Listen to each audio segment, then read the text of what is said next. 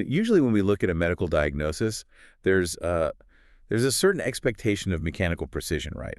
Like if you fracture your radius, the X-ray reveals this stark white line right across the bone. Right, it's very visual. Exactly. The physician just points to the film and says, there's the problem. It's visible, it's binary, and honestly, I mean, it's pretty comforting. We do rely heavily on that sort of visual categorization in medicine. It provides a really clear roadmap for intervention. But the moment you step into the world of regenerative medicine, that diagnostic clarity kind of it vanishes. We're looking at a landscape that is incredibly murky. Yeah. Where the things causing the most dramatic clinical emergencies are, well, they're entirely invisible. So welcome to another deep dive. Yeah. Today, we are opening up a massive stack of sources for you. We've got clinic guides, immunology papers, medical journal case studies. Yeah, and we're using all of this to solve a highly specific, really high-stakes puzzle. Our mission for you today is to nail down the exact clinical protocol when a patient experiences an acute, localized type hypersensitivity reaction. And crucially, this reaction isn't to the cutting-edge regenerative treatment itself, but to the hidden chemicals used to prepare it. Which is just wild. It's a vital scenario to dissect. I mean, we are talking about the administration of exosome therapies here, which are rapidly becoming a cornerstone of tissue regeneration. Right. But as these biologics become more complex, understanding the precise mechanism of an adverse reaction is not just some academic exercise. No, definitely not. If a patient is on the table developing an acute hypersensitivity, knowing whether to reach for, say, an antihistamine or an autoinjector is quite literally a matter of life and death. So to figure out how to stop a reaction, we first need to look at what is actually crossing the skin barrier, right? Okay. The sources focus heavily on exosomes. Yes, they do. And they define them as microscopic extracellular vesicles, usually, between 30 and 200 nanometers. That's right. They're extremely small. Basically, they're these tiny phospholipid bubbles carrying a payload of proteins, RNA, and signaling factors. And an important distinction I caught in the clinical guides is that these do not contain live stem cells. No, they are entirely acellular. The regenerative medicine community utilizes them precisely because they bypass the risks of introducing foreign living cells into a patient. I found myself thinking of them like biological text messages. I like that analogy. Yeah, the exosome is essentially a delivery envelope sent from one cell, carrying this string of biochemical code that tells the receiving tissue to repair damage or reduce inflammation or build new collagen. It's basically a cellular instruction manual. Right, but here is the massive logistical hurdle I ran into while reading through the clinic protocols. The literature states these exosomes arrive at the clinic in a lyophilized state. Meaning they were freeze-dried into a powder. Right. But water expands when it freezes. So if you have this super delicate 30 nanometer lipid bubble full of liquid and you freeze it, wouldn't the ice crystals just physically rip the bubble apart? Oh, absolutely. The biophysics of freezing biological material are brutal. Those ice crystals act like microscopic daggers. Oh, wow. Yeah, if they form within the aqueous environment of the exosome or even just in the surrounding fluid, they will pierce the lipid bilayer, completely shredding the vesicle and destroying the RNA payload. So how do they even make the powder then? Well, to prevent this catastrophic structural failure, the laboratories formulating these therapies have to engineer a chemical shield. The cryoprotectants. Exactly. The patents in our sources specifically list compounds like trifulose, methionine, and mannitol. These are blended with the exosomes way before the freeze-drying process even begins. Okay, and what do those actually do? They manipulate the thermodynamics of the fluid, effectively raising the glass transition temperature. This forces the liquid to transition into an amorphous, glassy solid without ever forming those lethal ice crystals. Which leaves the clinician with a perfectly preserved, safe vial of exosome powder. But, I mean, you can't just inject dry powder into a joint for osteoarthritis or microneedle it into a face for cosmetic regeneration. No, it has to be turned back into a liquid. Right. The clinician has to reconstitute it. Yeah.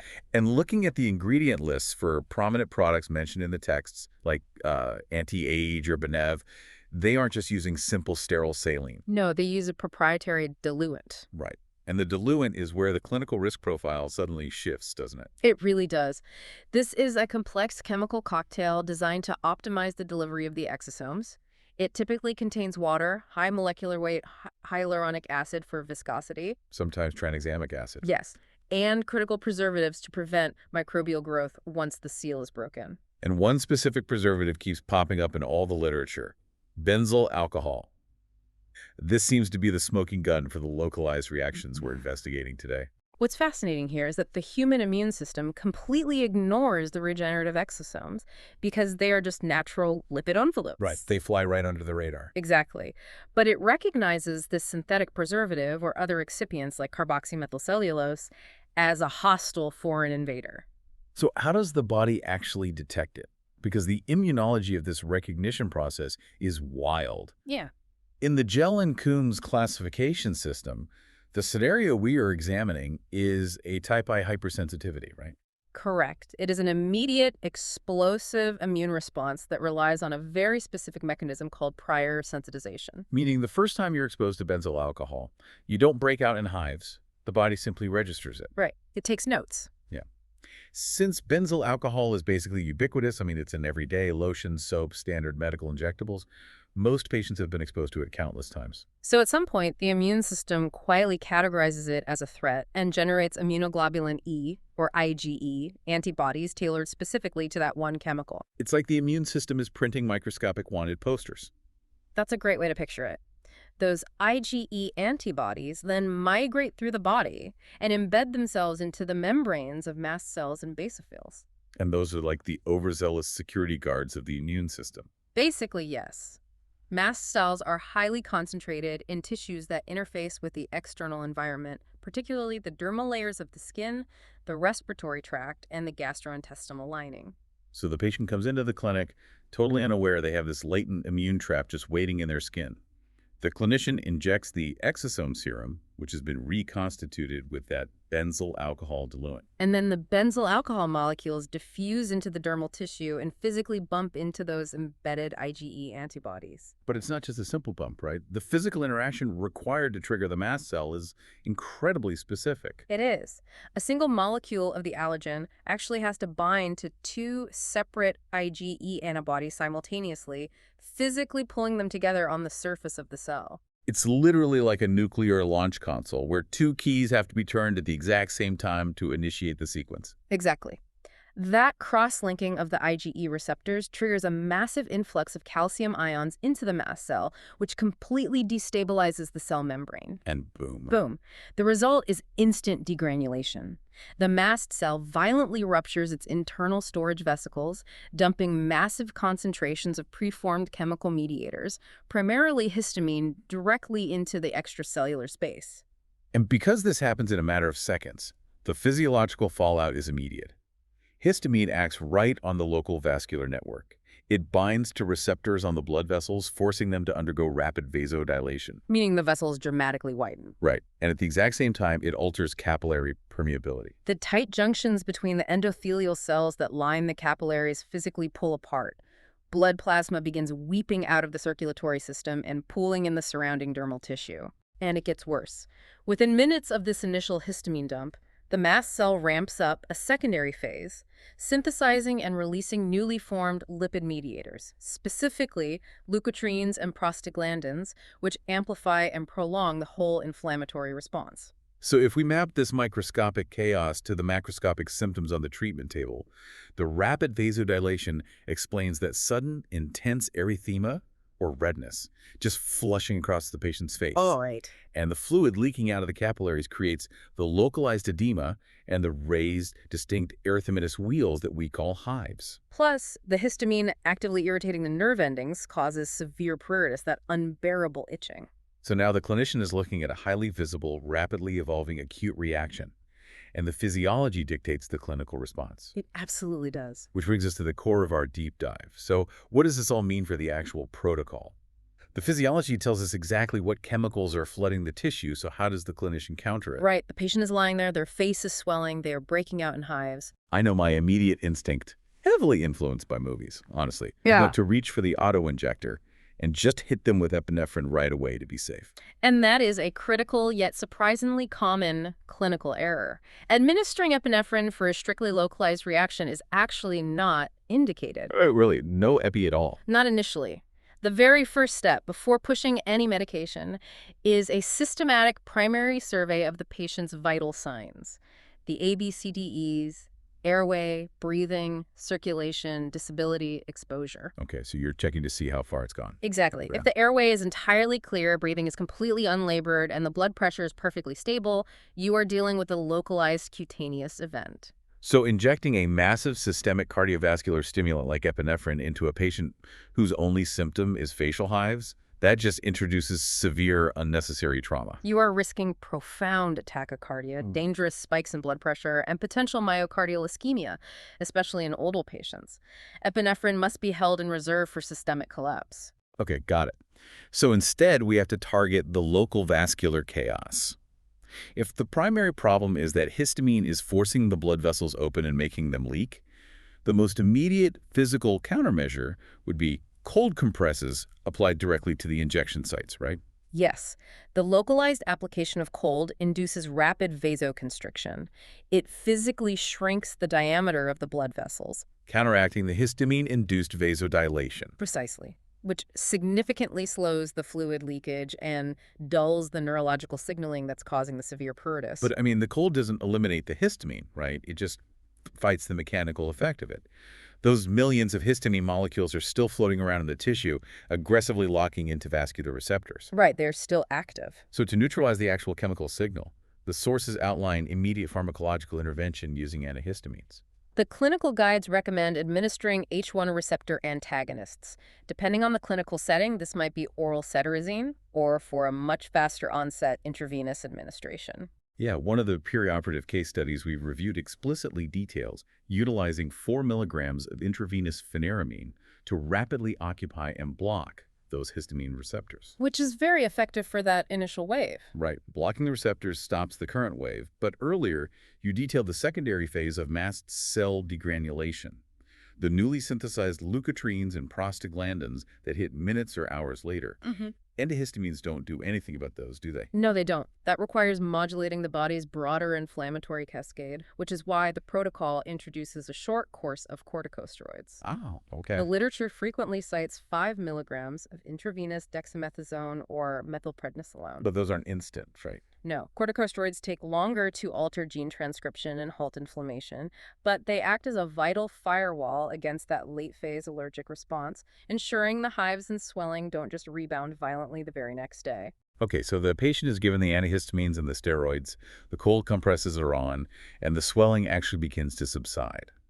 But the protocols make it abundantly clear that the clinician does not just pat them on the back and send them home. Definitely not. There is a mandatory period of intense, continuous monitoring. Because a localized reaction is rarely static, right? The release of mast cell mediators is this dynamic, escalating cascade. Exactly. If we connect this to the bigger picture, the clinician is essentially standing watch, monitoring for the exact moment the localized tissue response bleeds into the central circulation. They are watching for the tipping point into systemic anaphylaxis. And the sources define that threshold very rigidly. Anaphylaxis is clinically diagnosed the moment 2 or more organ systems become involved. Yes, 2 or more. So if that localized swelling on the face is suddenly accompanied by respiratory compromise, say the patient starts exhibiting severe wheezing or stridor, that high-pitched sound of a narrowing airway, the diagnosis changes in a matter of seconds. Alternatively, the secondary system could be cardiovascular. If the vasodilation stops being a local facial issue and suddenly occurs systemically across the entire circulatory network, the patient will experience a precipitous drop in blood pressure. The clinical threshold noted in the sources is a systolic blood pressure falling below 90 millimeters of mercury. The moment either of those thresholds is crossed skin plus respiratory or skin plus cardiovascular, the conservative localized protocol is immediately abandoned. And that is the exact moment you grab the epinephrine. Yes, it is the definitive, non-negotiable first-line treatment for anaphylaxis. The standard adult protocol dictates 0.3 to 0.5 milligrams of a 1 to 1,000 concentration administered intramuscularly. And the injection site is critical here. The guidelines specify the vastus lateralis, the lateral aspect of the thigh muscle rather than, the deltoid in the arm. That's right. I'm assuming this has to do with the sheer vascularity of the leg muscles, allowing for a much faster systemic absorption of the drug. Exactly. The vastus lateralis provides the most rapid and reliable pharmacokinetic profile during a circulatory crisis. Once in the bloodstream, epinephrine acts as a powerful alpha-1 agonist, violently constricting the systemic blood vessels to force the blood pressure back up. And it hits the lungs too, right? Yes, simultaneously, its beta-2 agonist properties act directly on the lungs, relaxing the smooth muscle tissue to physically force those constricted airways open. Man, it really is a miracle drug. Yeah. But while the epinephrine is fighting the physiological collapse, the team is executing vital adjunct therapies too.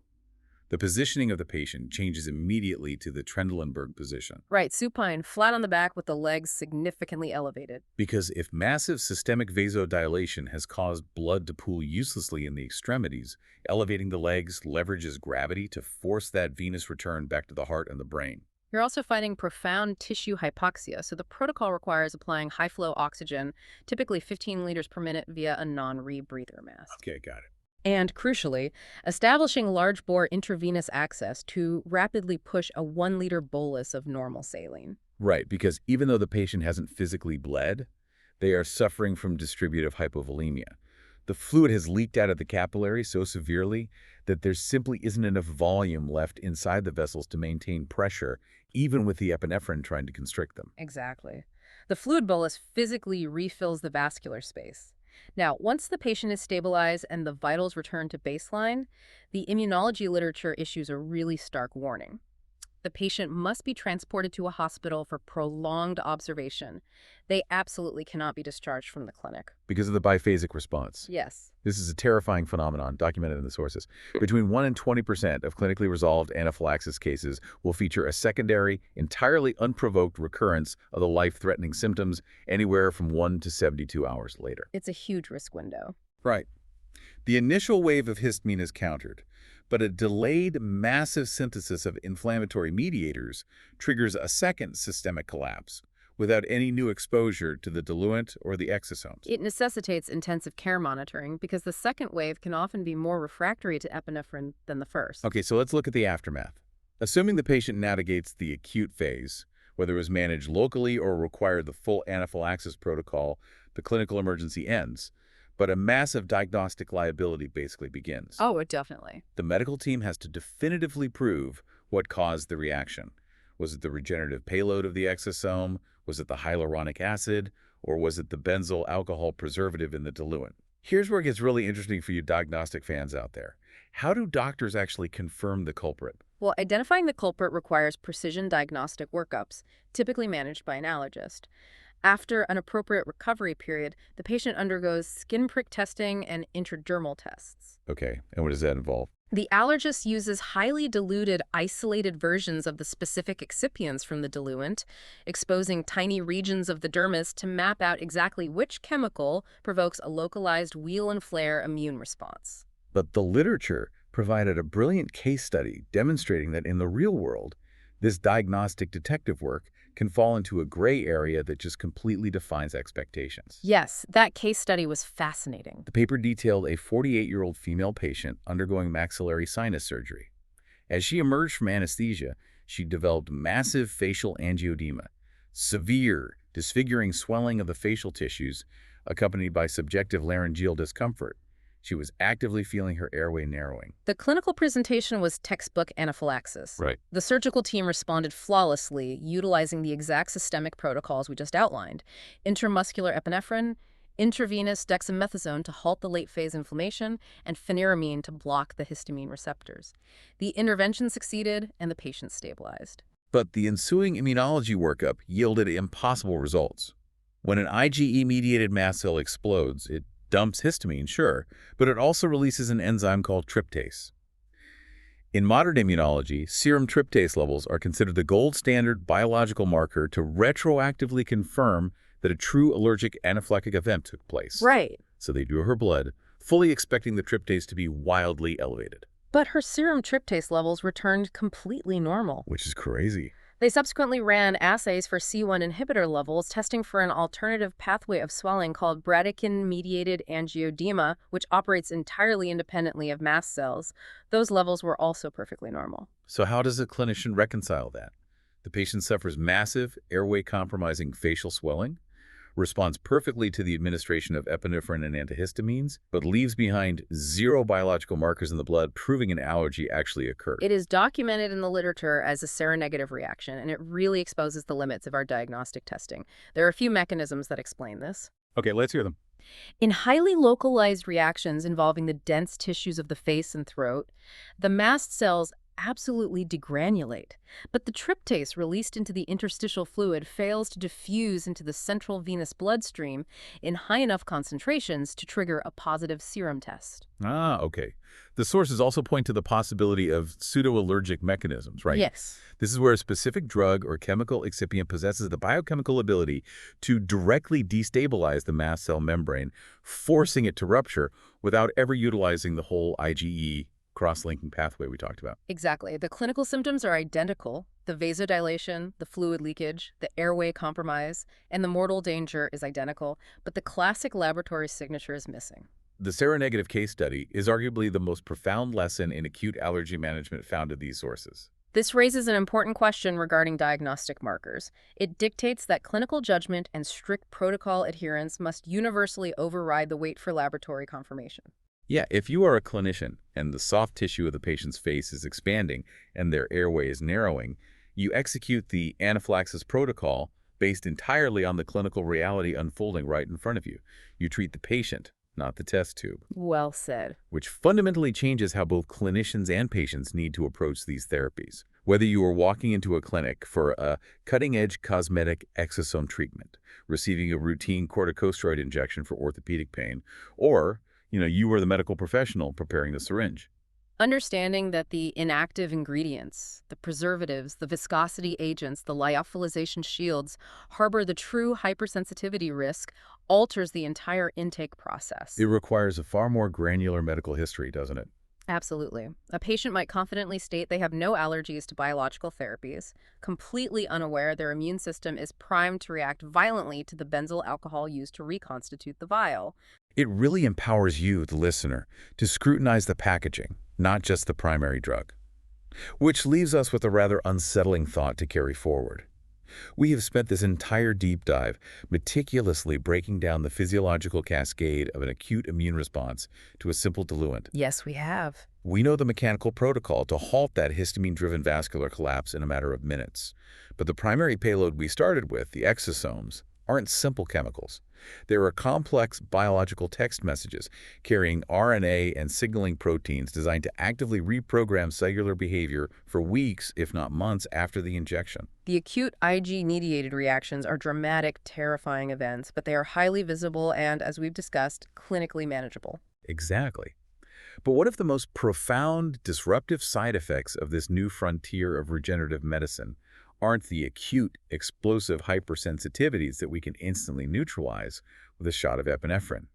What if the true risks are silent, undetected, long-term cellular miscommunications, errant RNA instructions, causing subtle genomic shifts that we won't even possess the diagnostic tools to understand for another decade? It forces us to acknowledge that while we have mastered the emergency response to the delivery system, we are still largely blind to the long-term biological consequences of the payload itself. The X-ray machine is definitely broken when it comes to regenerative medicine. But as the protocols we explored today prove, we are constantly developing new ways to navigate the dark. Thank you for joining us as we work through this clinical puzzle.